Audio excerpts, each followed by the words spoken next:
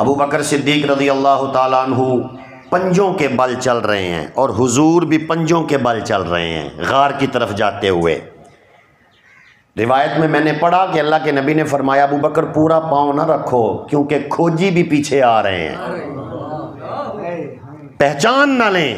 کھوجی بھی پیچھے آ رہے ہیں، پنجے اٹھا کے چلو۔ اب نبی اور صدیق پنجے اٹھا کے چل رہے ہیں تو نبی کے پاؤں کو بھی ٹھوکر لگی، ابو بکر کے پاؤں کو بھی ٹھوکر لگی، نبی کے پاؤں بھی زخمی ہو گئے، خون نکلا، ابو بکر کے پاؤں پہ بھی خون نکلا۔ جب نبوت کے قدموں کو خون آلود صدیق نے دیکھا نیچے بیٹھ گئے، آقا میرے ماں باپ قربان ہو جائیں، میری خیر ہے، میں نیچے بیٹھتا ہوں، آپ ابو بکر کے کندھوں پہ بیٹھے، میں اٹھا کے غار میں لے جاؤں گا۔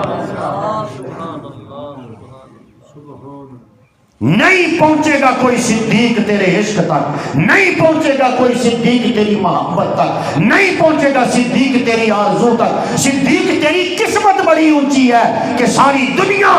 کی قیمت اور دولت اور دونوں جہانوں کا نبی، نبیوں کا نبی، رسولوں کا رسول ابو بکر کندھوں پہ اٹھا کے غار میں لے گیا۔